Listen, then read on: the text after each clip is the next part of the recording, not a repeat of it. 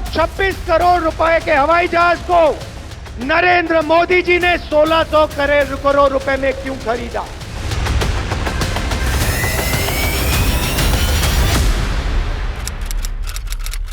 दिसंबर 2018 रायबरेली, उत्तर प्रदेश। मध्य प्रदेश, छत्तीसगढ़ और राजस्थान, 3 राज्यों में बीजेपी की करारी शिकस्त के बाद उस दिन नरेंद्र मोदी की पहली रैली थी। कांग्रेस और विपक्ष राफेल विमान सौदे को लेकर केंद्र सरकार पर जबरदस्त हमले कर रहे थे। नरेंद्र मोदी ने आरोपों का जवाब देने के लिए उस जगह को चुना जो कांग्रेस का सबसे मजबूत गढ़ माना जाता है, यानी रायबरेली। सच को श्रृंगार की जरूरत नहीं होती और झूठ चाहे जितना भी बोला जाए उसमें जान नहीं होती। लाखों की भीड़ के बीच नरेंद्र मोदी ने गोस्वामी तुलसीदास रचित रामचरितमानस की एक चौपाई पढ़ी। साथियों, रामचरितमानस में एक चौपाई है। गोस्वामी तुलसीदास जी ने लिखा है कि भगवान राम किसी का व्यक्तित्व समझाते हुए कहते हैं, जूठई लेना, जूठई देना, जूठई भोजन, जूठ चबेना।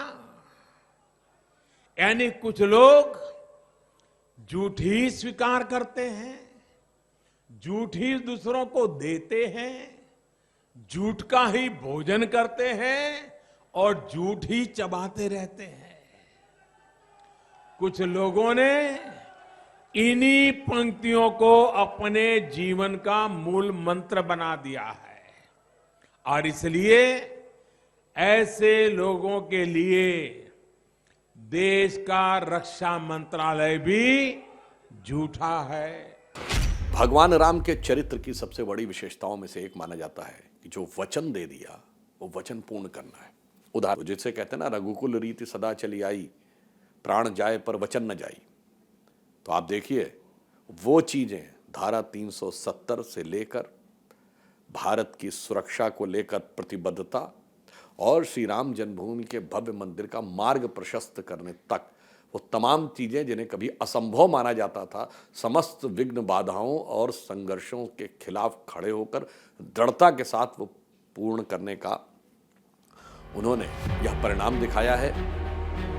2019 के चुनाव नतीजों ने नरेंद्र मोदी की चौकीदारी पर बड़ी मुहर लगा दी। विपक्ष के आरोप जनता के दिल में जगह नहीं बना सके। पहले से भी ज्यादा बहुमत लेकर नरेंद्र मोदी ने राफेल का चैप्टर ही क्लोज कर दिया।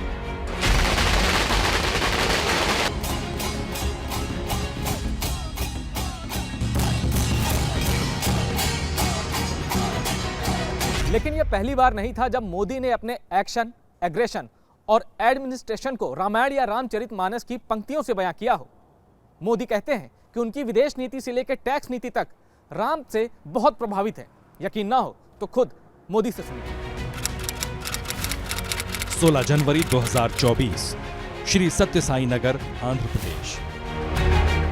प्राण प्रतिष्ठा के ऐतिहासिक कार्यक्रम से 5 दिन पहले की बात।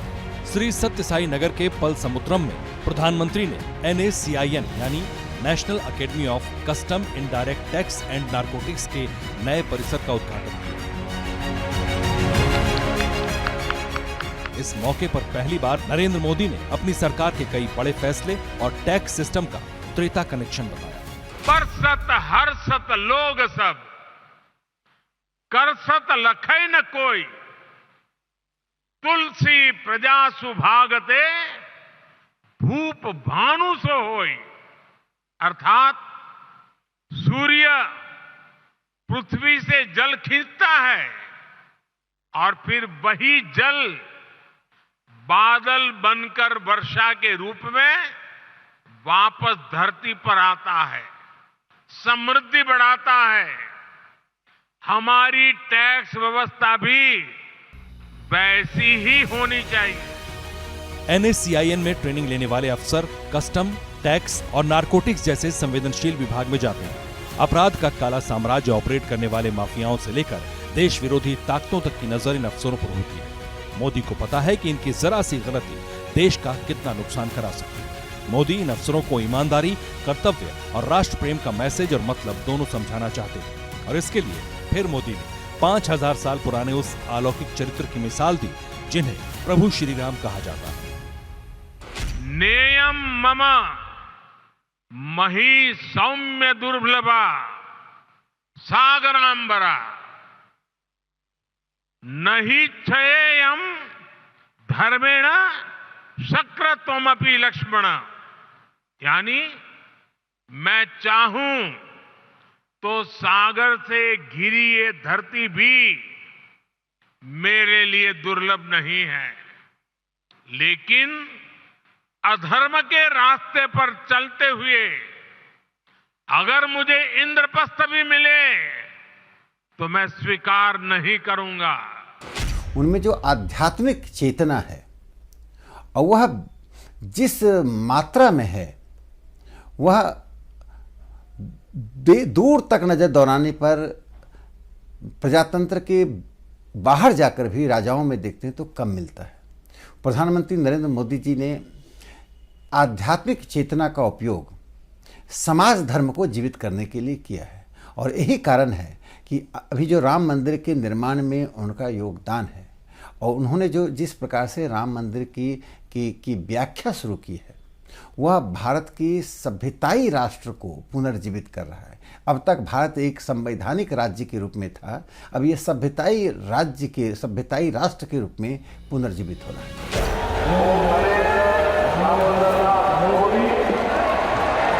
आगे बढ़ने से पहले 7 अक्टूबर 2001 की ये तस्वीर देखिए। इस दिन नरेंद्र मोदी का सियासत में डेब्यू हुआ था। बिना चुनाव लड़े वो मुख्यमंत्री बने।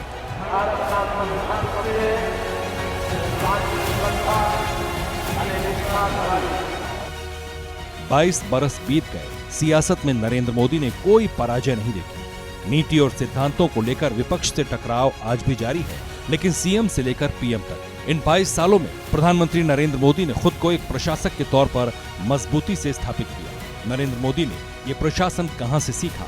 वो कौन है जिसके जीवन ने नरेंद्र मोदी को हर चुनौती से निपटने की प्रेरणा दी? नरेंद्र मोदी ने 16 जनवरी को ये सीक्रेट भी बता दी। लेकिन साथियों, प्रभु श्री राम का जीवन विस्तार, उनकी प्रेरणा, आस्था भक्ति के दायरे से कहीं ज्यादा है। प्रभु राम गवर्नेंस के, समाज जीवन में सुशासन के ऐसे प्रतीक हैं जो आपके संस्थान के लिए भी बहुत बड़ी प्रेरणा बन सकते हैं।